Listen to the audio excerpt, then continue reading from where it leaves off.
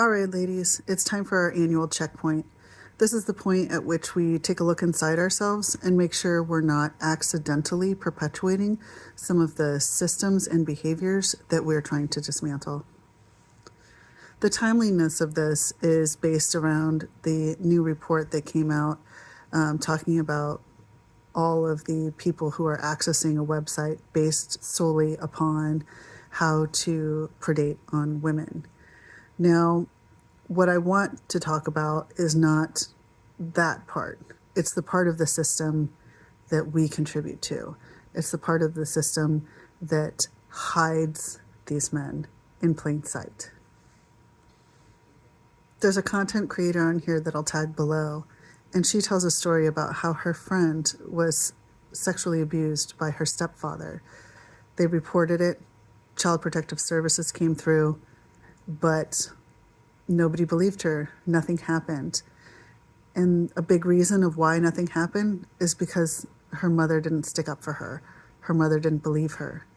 And her mother certainly didn't leave her stepfather. This is a story that's all too familiar. And while I'm not saying that you, who I'm talking to right now, is somebody that would do that, perhaps there is a more mild form of that type of behavior that you're actually enacting.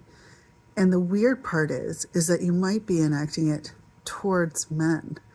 And the reason that this is a checkpoint is because we have to make sure that we don't become the thing we hate.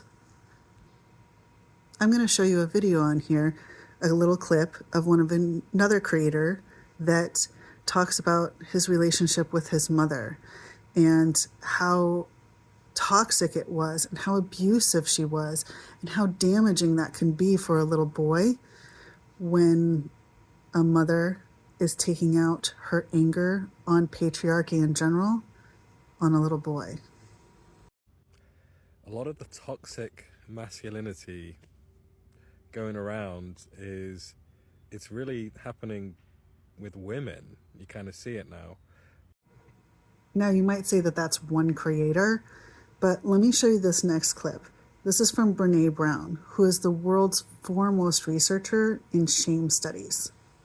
Listen to what she says. I'm curious why you didn't mention men. And I said, I don't study men. And he said, that's convenient. And I said, why? And he said, because you say to reach out, tell our story, be vulnerable. But you see those books you just signed for my wife and my 3 daughters? I said, yeah. They'd rather me die on top of my white horse than watch me fall down. When we reach out and be vulnerable, we get the shit beat out of us. And don't tell me it's from the guys and the coaches and the dads. Because the women in my life are harder on me than anyone else.